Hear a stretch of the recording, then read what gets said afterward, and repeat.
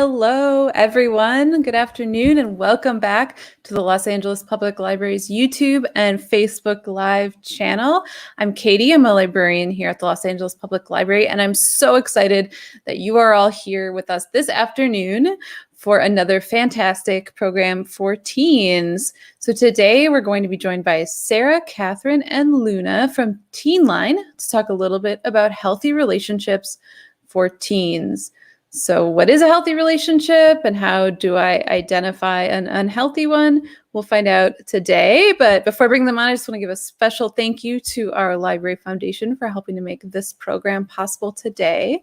So without further ado, let's bring on Catherine, Luna, and Sarah. Hi, everybody. Good afternoon, morning, evening, whatever time you are ending up watching this.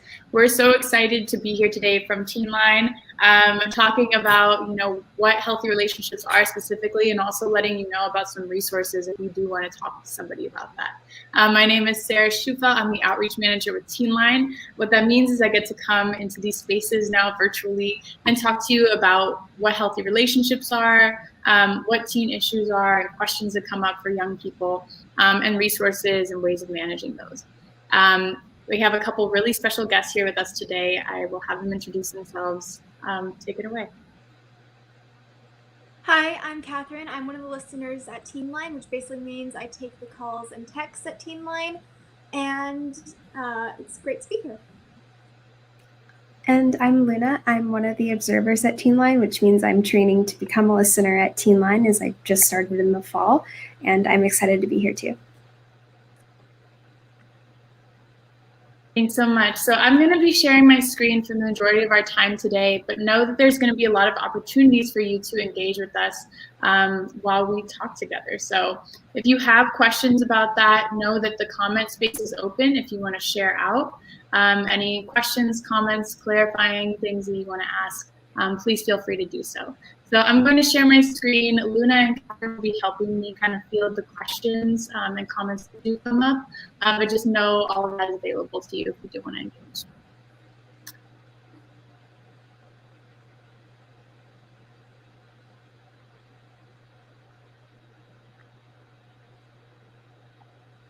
So as we mentioned today, we're going to be talking about healthy relationships. We've already introduced ourselves. We've included all of our titles here in this introductory slide. Catherine is a Teenline listener. Luna is a teen observer, and we'll explain a little bit more about what that means towards the end of our time together today. First and foremost, we want to tell you how you can reach out to Teenline. So the first way is that we do have a hotline that's available to you nightly from 6 to 10 p.m. This is Pacific Standard Time. So if you're watching this in California, it would be in your time zone. So Pacific Standard Time, 6 to 10 p.m. nightly. The reason for that is because all of our Teenline listeners are teens in high school themselves. All of them are required to be enrolled in high school in the LA County area. So we need to accommodate to their time and their availability. That being said, this number is available to you 24 hours a day. If you want to reach out and talk to somebody, it is always available, but only during 6 to 10 p.m. will you be connected with a young person of a similar age to you. Two other options for still direct contact and outreach and talking with another teen listener are texting and emailing. So there could be so many different reasons as to why you might want to reach out via text or email instead of calling on the phone. I won't even get into all of them, but some might include, walls being thin, sound traveling, just not being ready to talk on the phone about certain topics, and that's all okay. Or simply just preferring texting and emailing over calling. If that's you, those are both available. Again, you can reach out any time of the day, but expect your responses between 6 and 10 p.m. So those are your three options if you're interested in reaching out and talking directly to a Teenline listener. Again, our phone number, if you want to reach out, is 800-852-8336, which is the numerical version of 800-TLC-TEEN from 6 to 10 p.m. PST nightly. Okay. And two other options exist for you, the Teen Talk app and the online message board if you are more of like a group chat, public chat space type of person. These are great options for you as well. Teen Talk app is available to you if you have access to an iPhone or an Android. And the online message board can be accessed through our website, which is teenlineonline.org. That, in addition to all of these other ways of contacting us, you can find on our website, which is teenlineonline.org. A great way, especially if you aren't quite ready to maybe talk about certain things or just want to see what other people are discussing when they reach out to Teenline. So I'm going to ask actually Catherine and Luna, what are some things that you generally see people reach out to Teenline to talk about? I know you aren't fully into becoming a listener yet, Catherine, you just became one. Luna, you're still observing, but you've noticed a lot of different calls. So what have you seen the most? Yeah, so there are all kinds of calls. A lot of calls that we tend to get are calls about relationship problems, calls about school, stress, anxiety, depression, and everything in between. We do get some intense calls about child abuse, suicide, anything like that. And we also get a lot of calls about small things like stress to school, lots of assignments piling up, anything in between. Yeah, I think that's pretty much, Catherine pretty much covered it. But I think, you can call about anything, even if you don't feel like it's a super serious problem and you just want to talk to somebody about it, and there will be somebody there to listen to you, even if you just want to chat for a little bit and get some resources to help. Perfect. Thank you so much, both of you. And I think that's, if I want you to take anything away from our time together today about what Teenline is, definitely know that you can call for any reason, right? So there's no ranking at Teenline of how serious is this compared to the next caller. You will always be heard. You will always feel validated after a call, because it is literally the job of our Teenline listeners to listen to you and to be free of judgment when they talk to you. Again, reminder that this is available to you as a resource, and depending on your grade level, it's even available to you as a volunteering opportunity. Just know that and keep that in mind for Teenline. It's an anonymous space as well. It operates nightly, and you are connected to a Teenline listener regardless of if it's an emergency or a non-emergency situation.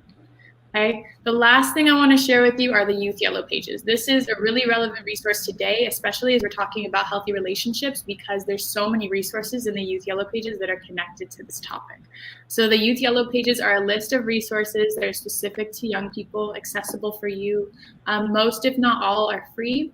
And if they're not, they're low cost. Many are located in the LA County area as well, if they have a physical location. All include, contact information and hours of operation and a physical address when applicable. Right. So the Youth Yellow Pages is really great for you to have. You can also download that as an app if you have access to an iPhone or an Android, or you can access it through our website, which is teenlineonline.org. Some examples of what's in the Youth Yellow Pages that connect to what we're discussing today. You may be grieving the loss of somebody in your life. I know there's been a lot of loss and death in the last year. You may be grieving that or having bereavement following the loss of someone. There's a specific category for that, information on it, and resources specific to that. In addition to that, there's resources for dating violence, resources for sexual health, resources for gender identity and sexuality, resources for anxiety and stress, resources for bullying as well. So all these things can be really connected to relationships, okay, and much, much more than this. And in fact, when people call Teenline, statistically, the number one reason why people do is because of relationships. So we are really, really prepared at Teenline to take these types of calls. So that leads me to my next question, which may be simply something I ask Luna and Catherine during this time together. But what makes a healthy relationship? So in your opinion, what makes a healthy relationship? And as Catherine and Luna respond, please feel free to share in the chat. Yeah, so healthy relationships. It's basically like you guys respect each other, you feel safe in each other's company, you have healthy boundaries set up so that each of you guys feel respected and safe and comfortable in that relationship. And those are the main ones that speak out to me when I think about healthy relationships. Yeah, absolutely. I mean, if you have an attitude towards a person, and a person has the same attitude towards you, that you can talk to them openly, and you know that they respect you and you respect them in that equal way, that is a healthy relationship. I love that. So we're actually going to get into talking about like what are those specific components. Luna and Catherine, feel free to jump in on anything that you want to add to. But definitely, there's a lot of different components and signs of a healthy relationship. Among them is trust and mutual respect. So everybody has a pretty strong understanding of what trust is, but with mutual respect, it's really important that, you know, it's not one person weighing in more respect than the other, right? Or one person's beliefs and values being more important than the other person's, right? Feeling safe and comfortable. So there's a lot of things that you should feel safe and comfortable to do in a relationship. Catherine, for you in a healthy relationship, what have you felt safe and comfortable to do? Well, I really like it when people don't touch my phone without my permission, don't go through my stuff, ask before they go and take anything from me. Like, I don't like it when people go and take my food without permission, especially during COVID times. And those are some. Oh, yeah. Especially during COVID times. I like that added point. Yeah, I think COVID in a way has been this time period. I don't know about you two, let me know. But COVID has definitely been a time period where we've had to communicate some boundaries again, and maybe like express certain things that we're comfortable with and we're not comfortable with, or have shifted because of what's going on right now, right? Because of our comfort levels. That's been something that's definitely come up for me.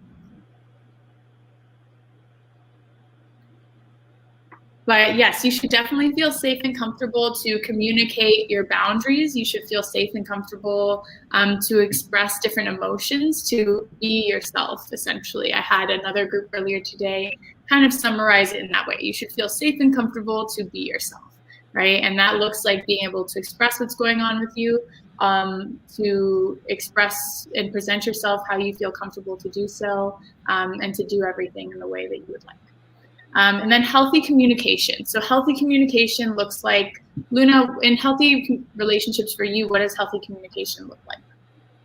Well, I think one thing that's really important in healthy communication is that if you feel maybe uncomfortable or unsatisfied with something in a relationship, that you feel safe enough to bring it up, and the person that you're in the relationship with, you know, no matter who they are, respects that and maybe even will listen to what you have to say. So I think that like having a mutual attitude of listening and being open. Yeah, I love that. Healthy communication, people have a misconception that healthy communication means you never argue, right? And it's less about that and more about how you're arguing. So that's why we say feeling safe and comfortable, healthy communication, and healthy boundaries are all really connected to one another. So that leads me into talking about healthy boundaries, because healthy communication is pretty tied up in this. Some examples of how that might come up would be, you know, even though we're arguing, I don't want you to raise your voice at me. I don't want you to yell at me, right? That would be an example of a boundary that you have for how you communicate. It might also look like when we're communicating, and even if we're upset at each other, I don't want you to call me names. There's no name calling when we're arguing, right? So those are examples of how healthy boundaries can come up in healthy communication. For Catherine, and then Luna, if you want to jump in as well, what are some examples of healthy boundaries that have helped you either before or during, you know, this time of quarantine? Well, my family has made this new rule for me because my family used to just walk in my room, and now since we're all stuck in this house and we're all here 24/7, knock. This is my personal space. I need personal space because I am naturally an introvert and I cannot spend time 24/7 around people. And I need those 5 seconds to mentally prepare myself to go and talk with other people and conversate with my little brother or my parents or anything like that. I love that. Luna, do you have any that have been helpful to you either before or throughout this time in quarantine? Yeah, I actually think that especially now, everything's so digital that it almost feels like people can be with you all the time. And sometimes that can be really overwhelming. And so I've had some friends who, will text me a lot, but I'm busy doing something, or I'm talking to my parents or something like that. And I think some of the healthiest friendships I've had, I can say, oh, I'm busy right now. Like, I can talk to you later, but I'm just too busy to talk right now. And, we both respect that about each other. So I think that's always, like, setting digital boundaries has been good during COVID. Yeah, so I love that you mentioned that too, because it's not just setting the boundary, it's also people respecting it and not making you feel bad for communicating that, that comfort level or that discomfort in something, right? So some other examples, and I know Catherine kind of mentioned this before too, like not going through your phone or not eating off your plate, right? Not going through your phone would be an example of a digital boundary that you might have. A digital boundary for me is like I don't answer my phone after like 10 p.m. It just goes on do not disturb.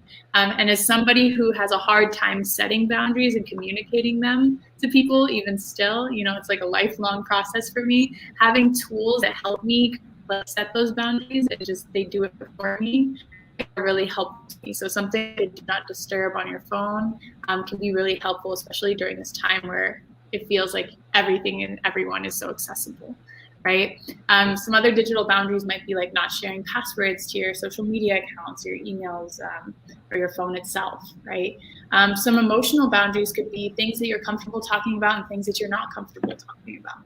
And lastly, some physical boundaries. I can think of one right now that we literally all have to follow, which is staying 6 feet apart when you're out in public, right? That's an example of a physical boundary that we all have. However, I have one too. When I first meet people, there are some people who are huggers and they love to hug and they want that like embrace first thing. I don't like it, right? And that's okay.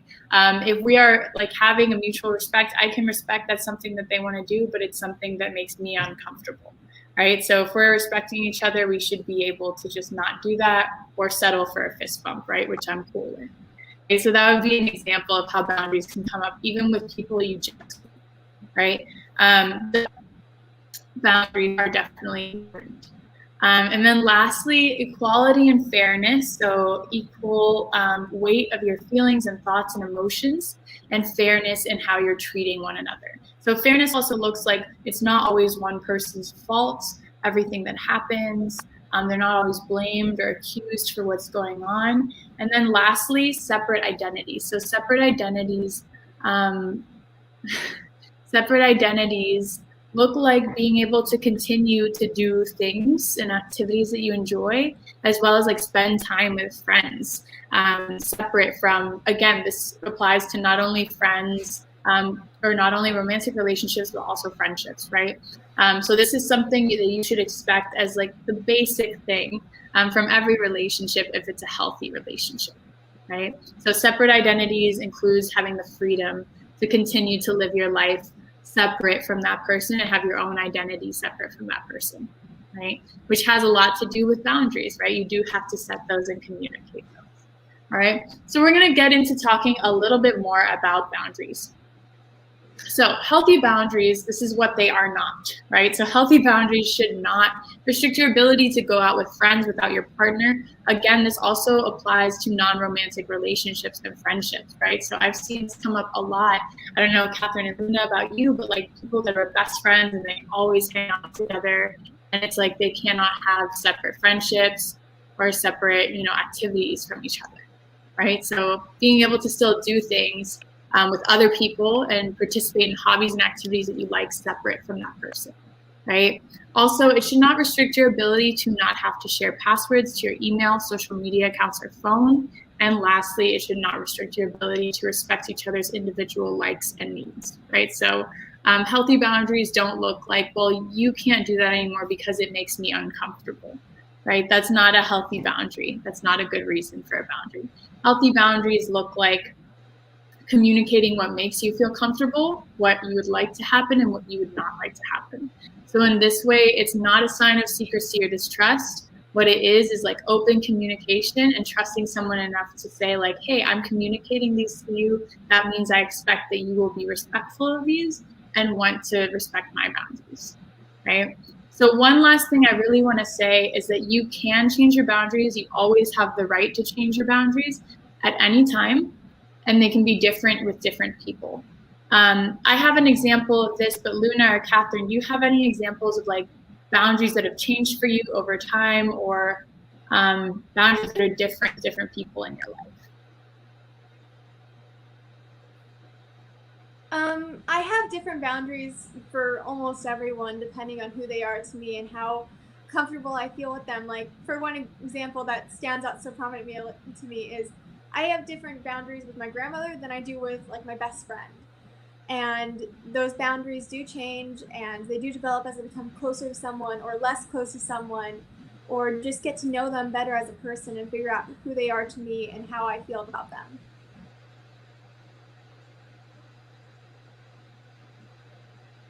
Yeah. Luna, do you have anything that you want to add? I think Catherine pretty much covered it, but yeah, I think that, I think our boundaries change all the time because our relationships with people change all the time too. So it wouldn't make sense that your boundaries with everybody are the same if your relationships with them aren't the same. Absolutely. So I'm gonna revisit the example that I gave earlier about hugging people the first time we meet and how I don't like to do that. I love hugging my friends. I love hugging my family, right? Even people that like I see a few, or this is a pre-COVID reference, but like those people that you would see out a few times a year, that are friends of friends, I would be fine hugging those people, right? But that's something that changed over time for me with them. The same with like certain topics that I discuss with really close friends that I just wouldn't do with, say, a coworker, right? Or Luna or Catherine, right? I would not discuss certain like really personal topics because I'm sure for them they might not discuss them with me, right? So there's certain things that are different with different relationships, and that's okay, and that doesn't warrant an explanation for everybody. Okay, so I'm going to move forward into talking about the difference between healthy, unhealthy, and abusive relationships. So healthy relationships, I think we have a pretty strong understanding of. They have to do with feeling comfortable to share your boundaries, to communicate, to feel like this is an equal partnership, right? The friend, romantic relationship, together and openly discuss whatever you're dealing with. Right? And you also have those separate identities. So you can have your own time, your own activities, and still be happy when you come together. Unhealthy relationships start to develop when there's breaks in communication, when there's struggles for control, inconsiderate behavior, and like this pressured feeling, honestly. Right? So one person is trying to make a lot of the decisions, maybe pressuring their partner about certain things to happen in the relationship, whether that's sex or time together, but also just like there's pressure, right, of how to act, how to make decisions, right, and then refusing to see how their actions can hurt. So in this type of relationship, you feel like you should only spend time with your partner. Now, there's something that's not really mentioned here. It's called like a toxic relationship, and I know that comes up a lot in conversation. Toxic relationship is like when both people are acting in this way, right? So both people are struggling to control one another, pressuring each other, being dishonest with one another, and having these breaks in communication, right? And inconsiderate behavior.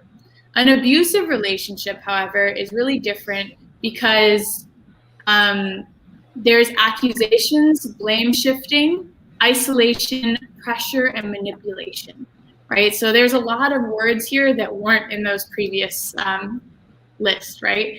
Such as accusations and blame shifting, isolation, and manipulation, right? So one person is making all of the decisions about everything, right? Even trying to decide what's true and what's not, and you feel like you have to spend all of your time together and fearful of like talking about this relationship to other people. So the isolation is really key in that that person makes you feel isolated and separated from things that you enjoy and people you enjoy, right? Really dependent on them and accusing you of your behaviors, right? So one really common form of manipulation, and this is like emotional manipulation, is gaslighting. Right? So gaslighting is something that presents itself a lot in moments like arguments, right? And also following like problematic or offensive statements. So thinking of things such as like a racist or sexist homophobic, transphobic joke, right? And the statement following like, hey, that offended me, or that's not cool, being, you're overreacting, you're being dramatic, you're being sensitive, right? These are examples of when gaslighting presents itself in common statements. Luna or Catherine, have you ever heard something like this come up either to you or around you? I think absolutely, maybe not necessarily to me, but around me for sure, because as you were saying, when somebody says something offensive and somebody gets offended by it, oftentimes a person who says something offensive is not really willing to hear that what they said was hurtful or offensive, and that tends to manifest itself like this.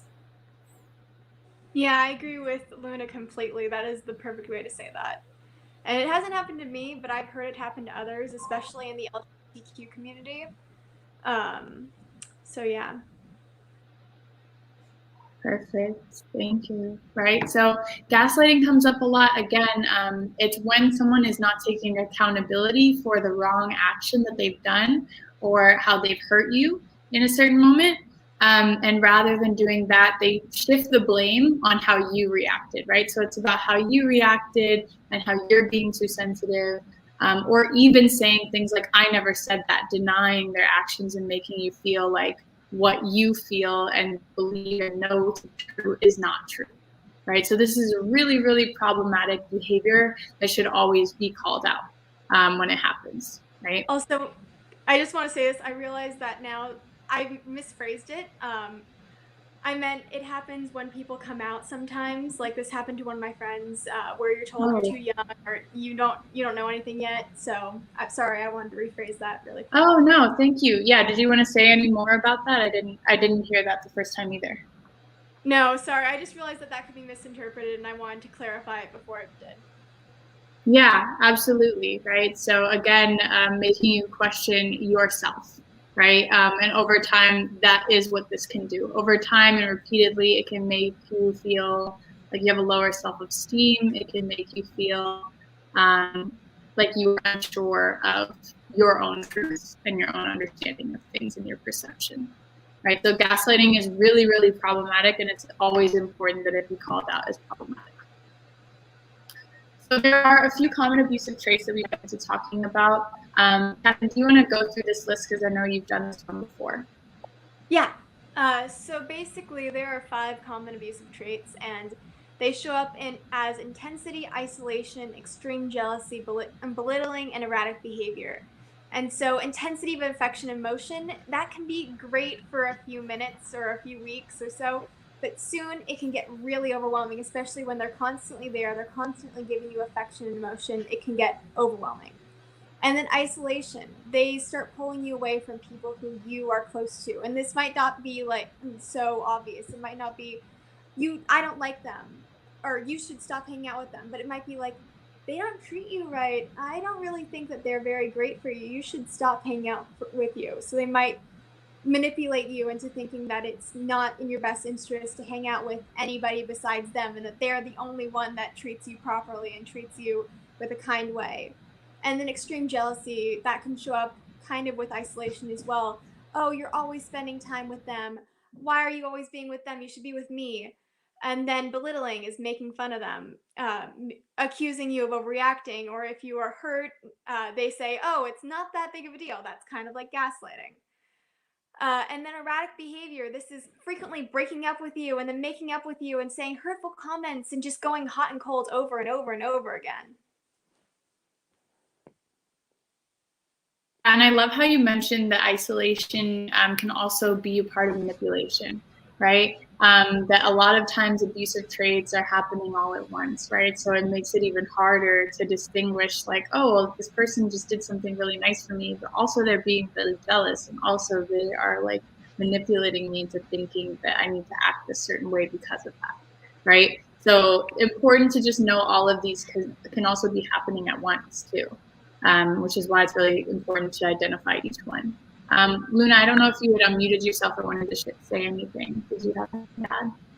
Okay. Yeah. So I will get into moving on to, Something that is really important to discuss, often gets overlooked or failed to be recognized as abusive behaviors, and these are LGBTQ plus specific forms of relationship abuse. So among these include, threatening to out or actually outing a partner's sexual orientation or gender identity. This can also happen within friendships. What outing means is like sharing somebody's identity before they're ready to do that in certain spaces or with certain people. Right? So the reasons why somebody may not want to, come out in different spaces is completely up to them. But just know many times the reasoning is because of safety. So by you doing this is, potentially threatening their safety and definitely invalidating their own process. If you hear any shouting in the background, I apologize. I live on a loud street. So there's many reasons why this is just terrible abusive behavior and invalidating to that person's process. Secondly, saying that they're not a real man, woman, or part of the LGBTQ plus community is extremely harmful and invalidating as well. And then portraying the violence as mutual and even consensual and making it like it's a desirable trait of the identity that you hold, right, or of this type of relationship. Saying no one will believe you because you're LGBTQ plus is again like weaponizing that identity against you, right, and making you feel bad about your own identity, or even how you may express that, right? Statements such as women can't abuse other women and men can't abuse other men. Catherine actually said this the best, which is that any gender can abuse any gender, right? Abuse is not gender specific, and there's no saying like, well, because we're in this type of relationship, it doesn't count, right? If somebody is acting abusively, they're acting abusively and there's no explaining that away, right? And then lastly, using privilege or an ability to pass to discredit you, put you in danger, cut off your access to resources, or use the system against you. Something that I will like verbally add onto this list, which also kind of has to do with boundaries, would be, continually disrespecting your pronouns, right? So if you express your own personal pronouns and somebody refuses to acknowledge those or actually, intentionally misgenders you repeatedly, that's extremely abusive behavior. Okay. Catherine or Luna, is there anything that you might want to add on to or elaborate on here? Okay, just want to check in. All right, so for our last few slides, there may be many different contributing factors to abuse. And I know this is often one that people have a hard time, grappling with, because you do want to explain like why this is happening, right? Why somebody is acting abusively or harmfully towards you. But ultimately, no matter what the lived experience of that person are or factors there are for why they're abusive, there's legitimately no reason for somebody to be abusive towards you, right? Whether they learned this behavior, saw other people engage in abusive behavior, feel that they're more important than you, or feel they have the right to be a controlling person, it's always a choice and it's not one anyone has to make. This is a really, really important takeaway from our time together today, because oftentimes in abusive relationships, there is that manipulation and accusations and blame shifting that makes the person who's being abused feel like it's all their fault. Right? And so by remembering that abuse is a choice, it reminds you that it's not your fault, right? It is a choice that that other person is making, right? It has nothing to do with you, okay? And this is really important, especially because there are many reasons why somebody might stay in a relationship.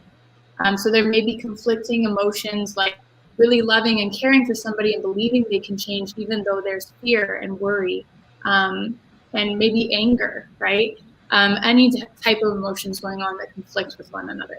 Maybe feeling like it's your fault, again, because of all those different accusations and blame shifting, manipulation, gaslighting, right?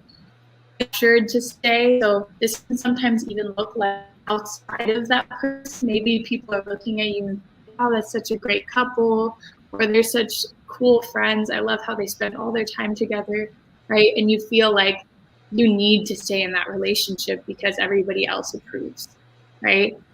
Or distrust of adults or authority, and lastly, feeling reliant on that abusive partner, right? And again, sometimes we jump to like financially or in a home, right? But this can also even look like socially, right? Reliant on invitations, reliant on their group of friends, or being around a certain group of people, right? So it can also look that way.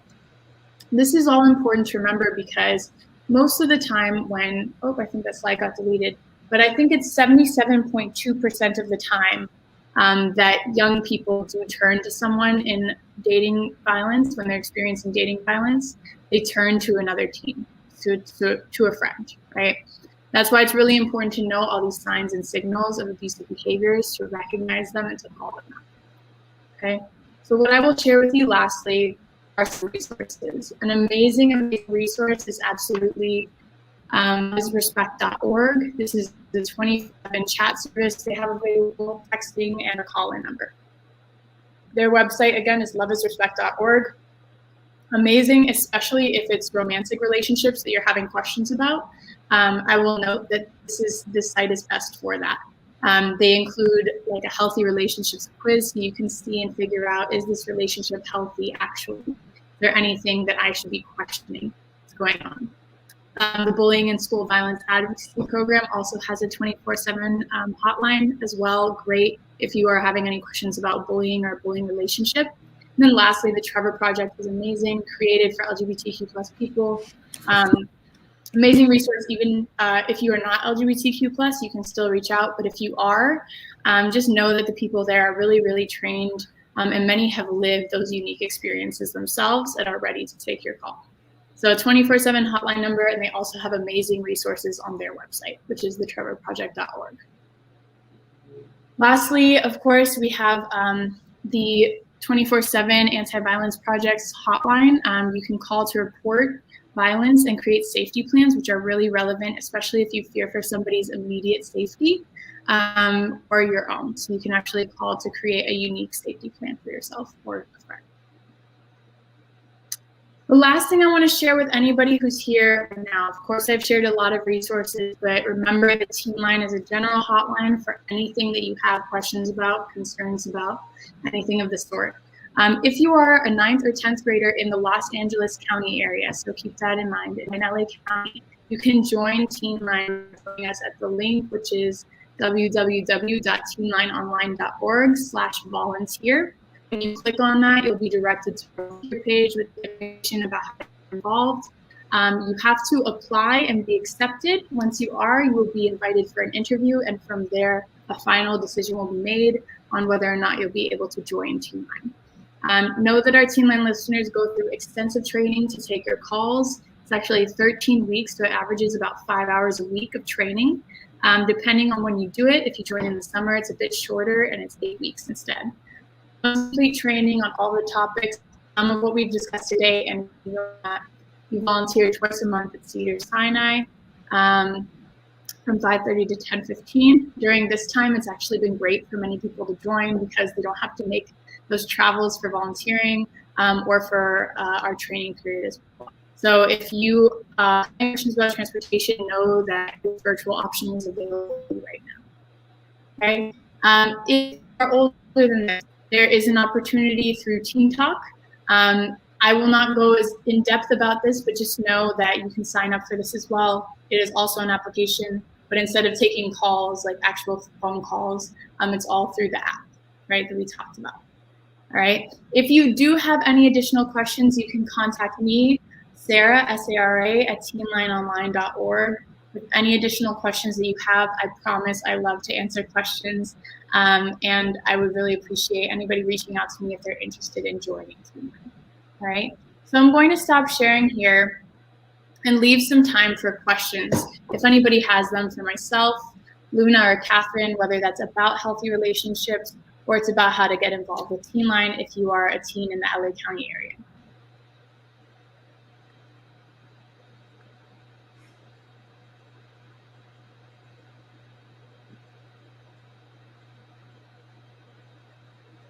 Oh, I see one.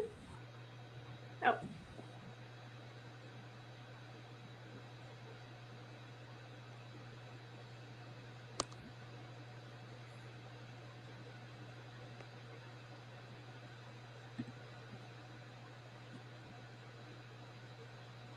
Well, I don't think there's many questions coming in right now, and that's totally fine. I want to ask Catherine and Luna, though, myself, what is it like to join Teenline? What's the process of becoming a Teenline volunteer like?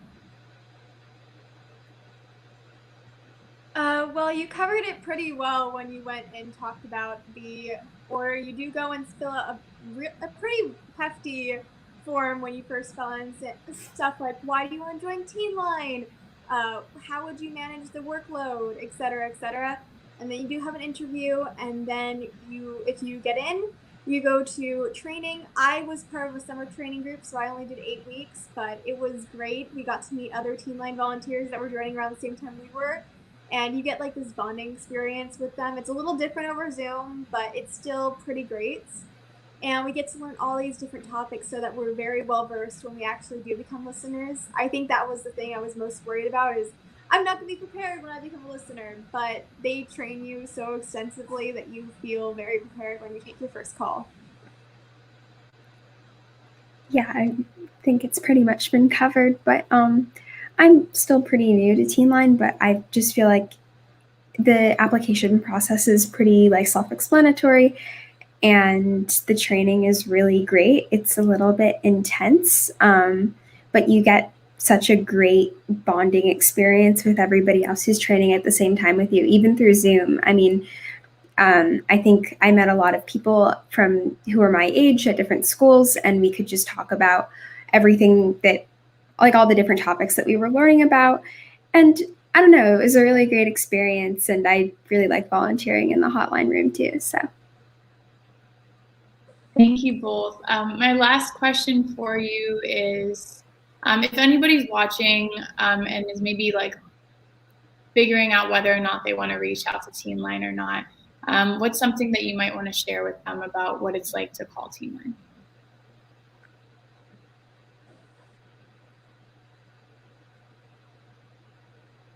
That's a really good question. Oh, you want to go, Luna?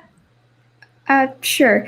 I think that if you're feeling hesitant to call for whatever reason, I understand feeling hesitant, but everybody who answers the phone is going to be around your age, and we really just want to help you. We're not there to judge or to, we're not going to judge you for whatever you call for. We want to talk, and we want to listen, and we want to help you. So that's, and there are other options if you're not comfortable with calling too. Yeah, and it is anonymous. We don't know who you are. You're not going to know who we are. It'll be a safe space for you to talk about anything. It's going to be okay. We won't judge you, we promise. We're just here to listen and help and support you in the best way that we know how. Thank you, Catherine and Luna.